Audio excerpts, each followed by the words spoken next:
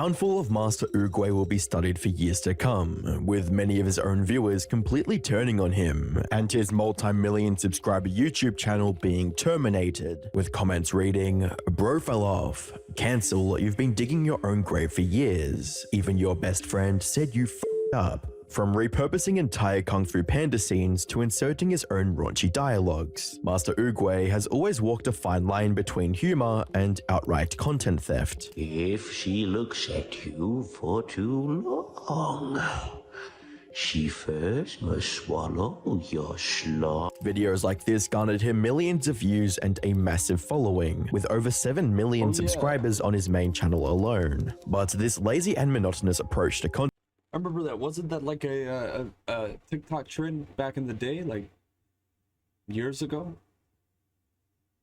A year ago, maybe. creation has also led to significant backlash. In fact, when you search his name on YouTube, the first video you see is about how MasterOogway is, quote, ruining YouTube Shorts. Hi, I'm the Internet Anarchist. I create weekly... If you've been getting scam texts like these,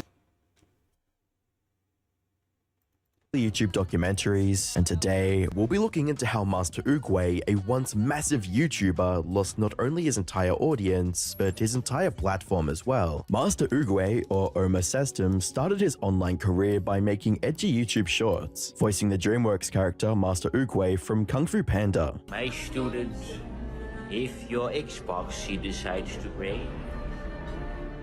then her mother you shall take. This is his whole shtick, and since this formula was working for him, he ran with it, creating the same kind of shorts for months. Even though he was still raking in views, the YouTube community was quickly getting tired of his offensive, lazy, and reused content. In a YouTube short, he explained how people were spam reporting his content in hopes of getting him banned, and that DreamWorks itself was, quote, not happy with his work, unquote. One can only wonder why. Perhaps sexualizing a beloved character from a family-friendly movie wasn't the best idea, just a thought. So to be safe from further accusations from DreamWorks, he had to do a face reveal. DreamWorks is also not happy with my work, so I have decided to reveal my true identity. This is me. My name is Umesh, and I am the person who has been making all the MasterOogway videos all this time. But this was only the beginning, as things were about to get much, much worse. After receiving a ton of copyright strikes on the 20th of May 2023, Omar claimed that YouTube gave him 1 week until his main channel would be disabled. In 7 days, my account is going to get disabled. And the reason for that is because of copyright strikes. People are abusing copyright strikes and the copyright content ID to claim some of my videos where I react on. Later, on the 28th of May, he confirmed that one of his videos on his channel was removed by YouTube and that it would not be reinstated. What's interesting is how surprised Omar was at being censored. One quick look at the X-community notes shows that the video that got removed was titled Adolf Hitler is my N-word. Yeah, he wrote a song about that. Can we... Kung Fu Panda, Adolf Hitler is my the barrel on his head and pull the trigger.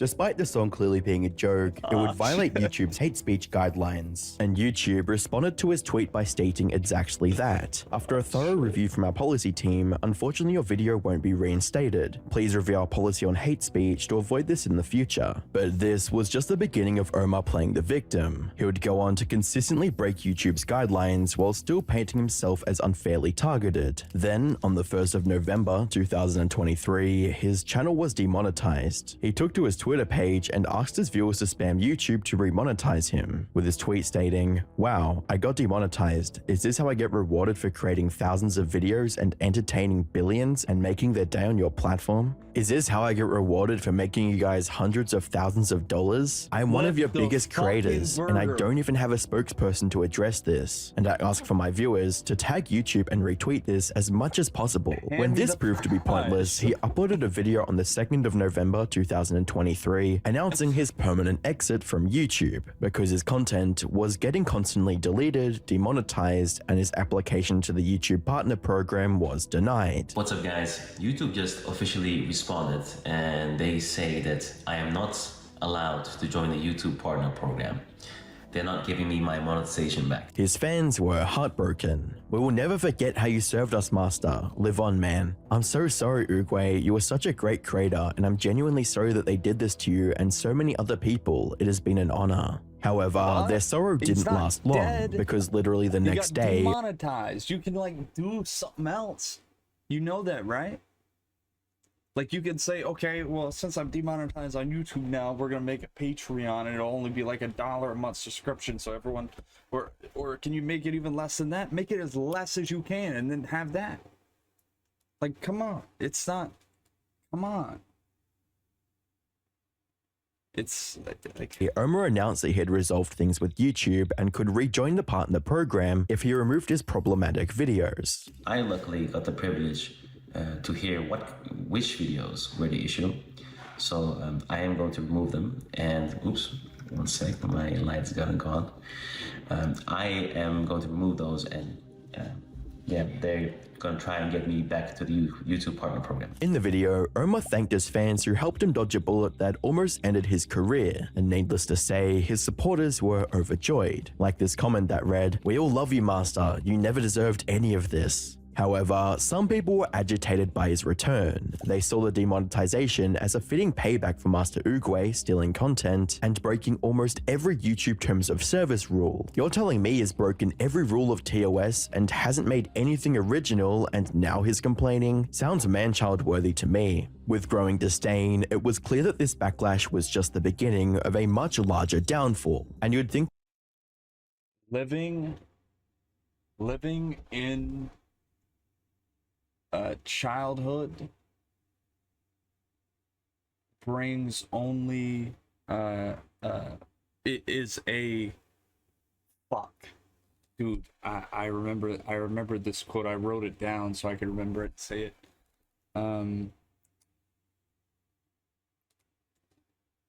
Living in the as a child or in the past is a what's that thing called? Nostalgia? A nostalgia that is something. It's sad, I think is how it goes. that nearly losing his Old roofs need. Quote check me. Quote check me right now. Quote check me right now. I'm half right. 100% I am. channel would make Omar stop cheating and create unique content, right? Well, not exactly. Omar continued to steal content from smaller creators, which led to even more criticism. He was constantly called out for copying content, which made his videos even lazier, if that was even possible. In one video, the YouTuber One Giant Onion claimed that Omar shamelessly stole his video ideas. Also, I want everybody to spam MasterOogway. I want everybody to spam any of his videos. I want them all to say One Giant Onion. This man is stealing my content and I need him to be stopped. So everybody spam, address the One Giant Onion controversy. And challenged him to give a response, where Omar would respond in a video titled Addressing the One Giant Onion Controversy. Stealing your content? That's interesting. Let's see the first time he posted this type of video. One of the arguments Omar makes is that he didn't steal any video ideas from One Giant Onion, but instead stole it from the YouTuber ADE. Watching Euphoria until there's a scene. Let's go to the channel of the guy who actually created this concept and I actually stole it from. Listening to an Eminem song until I find it this, listening to 6ix9ine until I hear him yell, all both 1 year ago. Obviously, he's being sarcastic here, as he points out that ADE was the first person to come up with this idea, and that both One Giant Onion and Men Like Isaac took inspiration from it as well. Omar then flips the script and accuses One Giant Onion of stealing his content. This is also very interesting. My opinion on women posted 15 hours ago. My opinion on women posted 23 hours ago. showing that he posted the video My Opinion on Women before One Giant Onion's version came out with the same title. Now, all of this seems fine and logical at first. However, on the 9th of June 2024, One Giant Onion released a video that would share his side of the story. In the video, Onion explains that Omar twisted the narrative by addressing only the parts that suited him. When I confronted him about this, he didn't take accountability. He just twisted the narrative to make it seem like I was accusing him of stealing a completely different format, which I did not come up with. He knows full well which videos he steals from me, because every time I try a topic out and it starts doing well, he will start doing the same exact thing 2 or 3 weeks later. He gave further proof, pointing out multiple video ideas that were stolen from him. I never called you out because of these fucking videos. I call you out for this shit. My opinion on LGBTQ people. This is the first video I made with this format, and I posted it on April 14th last year. Here's your video, My Opinion on Black People, posted May 4th, 20 days after my video was posted. And other creators such as Cartier Kai, whose video titled Freestyling Until I Accidentally Say Something Gay was copied by Oogway a whole year after the original video was posted. Forgotten. I like big booty black midgets. Needless to say, viewers were starting to turn against him, and this negative reception is perfectly captured in One Giant Onion's comment section, with comments reading, "The phrase dark humor has been permanently ruined by guys like him," as well as, "Bro, everyone has been cooking this dude recently." It's gotten to the point that if you click any of his recent videos, his comments are filled with people hating on his content, with comments like, "I thought bro was banned," as well as, "Bro decided to lock in after realizing that his original audience is starting to hate him." MasterOogway would respond to One Giant Onion by claiming that he previously made the same content as him and was pulling the ladder up behind him to have a moral high ground. And the One Giant Onion, I didn't even take that shit serious. Like, imagine doing the same type of content and trying to save your ass by saying, "Oh, this guy is bad, I regret my decision." Like, shut the fuck up, man. You were doing the same type of shit for years. These people talk to me online, you know, One Giant Onion. Ben Escherich, the guy who made the video together with John Castelline, they could, if they truly wanted me to stop, they could just send a DM to me and be like, "Hey bro, chillax with the content because people are going to start hating me." No, what did they do? They made videos about it and try to defame the shit out of me. That's not because they want YouTube to be a better platform or me to be a better person. They just wanted to have something to talk about and make fucking money and views. That's their whole goal. That's what I think. Because if it wasn't, if they were true, good, kind people, they would truly just send me a message and be like, "Hey, chillax. Like, seriously, you're going way too far." To make matters even worse, part of his most recent video titled Apology for Falling Off is also stolen from the YouTube channel Freer. I want to apologize For absolutely not giving a fuck. That I'm very sorry and I apologize for the inconvenience of me not giving a fuck. By not breaking character, MasterOogway seemingly shot himself in the foot, because what could have been a career-saving apology to the YouTube community devolved into a complete disaster. And to really drive home how much of a total train wreck this video was, let's go through some of Oogway's arguments justifying his brand of quote content. First, Omar talks about the Mr. Bombastic trend, where he picks a random funny video of the internet and stitches a clip of his face with it. It's me, Matas. It's me, Mr. Bombastic Bomba Fanta. His explanation for this low-effort content is that his audience likes watching these videos. I cannot choose what goes viral. What I do is I do things and see what goes viral and then keep doing them. That is my only choice as a content creator because I am forced to do whatever my viewers want me to do. But here's the problem with this argument. With his large following, Omar has the potential to create amazing content that would naturally attract views. He doesn't have to rely on cheap tactics to game the algorithm. Plus, him putting effort into his videos would also show how he respects his audience's time and intelligence. Sadly, if this was the extent of Oogway's problematic content, things would have cooled down much sooner. But this is where the story takes a dark turn. After addressing the Mr. Bombastic trend, Oogway tries to defend his racist jokes as just dark humor. He claims he's not actually racist because he loves exploring different cultures. Another point these people are criticizing me about is my racist jokes. Yes, I make dark humor jokes that I think is funny. I love to do them because I think they're funny.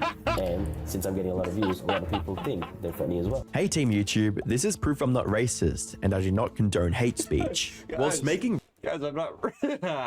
Racist jokes doesn't inherently make you racist. It would give Oogway's haters enough ammunition to use against him and help sway the public opinion of people who don't know him to instantly perceive him as a negative figure. On the 7th of June 2024, MasterOogway does this. I am truly, truly sorry. I made Do you like having a P.O. box, but a severe and continuous lapse of my judgment? You might be thinking, what's wrong here? He's apologizing. But that would just show that you haven't been around YouTube for long, as it Let me hold on, internet anarchist. Hold on, let me say it. I want to say it. Hold on. The Colleen Ballinger video. This is a direct, almost copy of it while he's playing the ukulele and saying he's sorry for what he did, while also not even really saying he's sorry. Am I correct on that, internet anarchist? Let me know. It would be actually referencing Logan Paul's apology from back in 2018. And at the end of the video, he mocks his haters by saying the N-word again. Guys, it was just a word. Chillax. I can't believe you guys got so upset. All I did was say the word. So let me get this straight. He makes an apology video, but instead of apologizing, he justifies his actions. Then he blames the audience, saying it's all their fault for watching his videos. Now, 90% of these jokes, I don't say anything racist or anything really bad directly. I make you think it. So am I the person with the problem, or are you? The hypocrisy is mind-numbing. One can easily argue that MasterOogway has creative control and authority over his content. If he chose to create more genuine, respectful content, his viewers would likely watch and support that. But to be fair, some of his arguments do hold up, like when he talks about being unfairly criticized for reacting to memes. Some guy also criticized me for doing reacting content, and that's absolutely crazy because there are maybe a couple million people that do react content, mainly for reacting to memes. It's true that many YouTubers do reaction videos, so we can't single out Omar for doing so. However, just as you think is beginning to address concerns logically, he deflects again and starts defending his repetitive and unoriginal content. They're talking about my main channel because I'm just making memes with the same template. Listen, if it was unoriginal, would it get any views? No. What Oogway fails to understand is views alone aren't an indication of originality. The reason his videos get views is because he employs a strategy of creating short, clickbait videos designed to capture viewers' attention quickly. This method works well, but it uses the same formats and relies on sensationalism rather than true creativity or new ideas. There's a talent in making the same video go viral overall. I created a template where I can make a specific dark humor meme all over again with new variations, new jokes, and they keep doing well because the template is good and the jokes are fun. What's respectable is that he's self-aware and admits to being lazy and unoriginal. his content lazy and unoriginal? If that was about my Mr. Bombastic trend, I would slightly agree. Oogway would seemingly use these short memes to promote his music, using it as the background music of these videos. Kung Fu Panda. My call, she say cuckoo. Kung Fu Panda. My call, she say cuckoo. Kung Fu Panda. My call, she say cuckoo. And just when you think things can't get any worse, he drops a bombshell that would trigger the internet, and resulted in internet users saying he was justifying PDF file allegations. There are some accusations you need to address head-on with solid evidence, or accept your mistake and keep your mouth shut. Instead, MasterOogway tries to explain that his jokes are a form of dark humor. If she is young and blind, you won't have to sneak up from behind. Now, it's definitely a stretch to call him a PDF file because of these jokes. Otherwise, comedians like Jimmy Carr would have been the first on the chopping block. But the difference here is the intended audience. Oogway's content targets young people and teens, which would cause him to receive even more criticism from the internet, as seen with this commentary YouTuber who would call out MasterOogway for making alleged inappropriate comments with his audience. And I think a 23-year-old man at this current time, he's 25 now, shouldn't exactly be making these penis jokes with literal minors. Even the comment section was highlighting how disturbing it was because there was even a young teenage girl sitting right next to him participating in this crude joke. So, despite this knowledge, he made a tweet in September 2021 promising to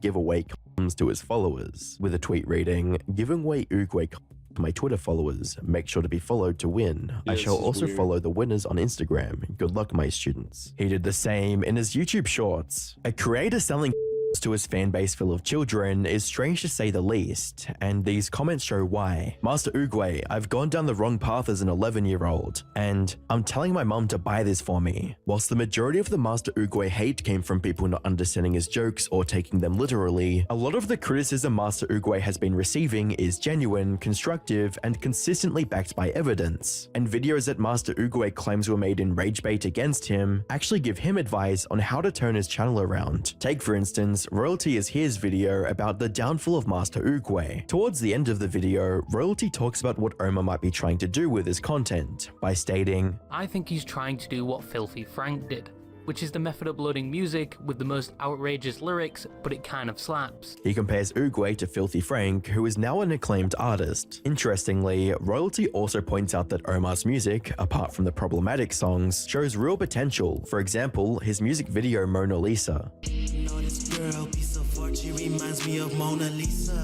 Wants to conquer me like she is Julius Caesar. So, branching out into other professions is just one of the many. Didn't Lil Wayne already use that? I mean, rapping is...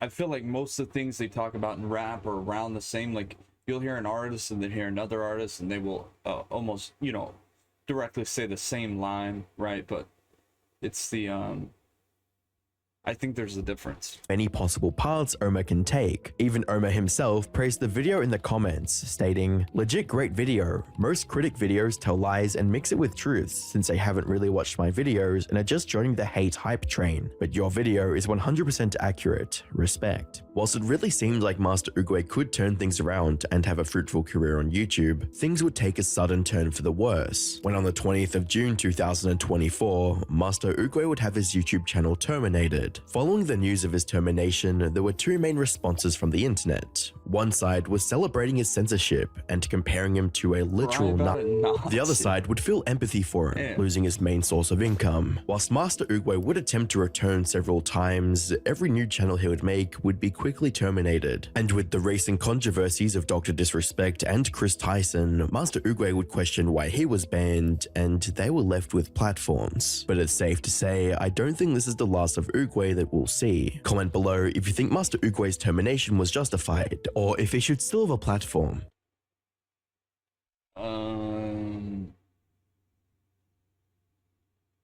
don't know. Ryan Miller. No.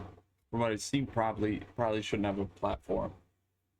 You know, if he's really doing these things and breaking all the terms of service of YouTube and also giving out condoms to his audience, that's weird. But you know, there's other things that you could probably do. There's TikTok. You could take advantage of that.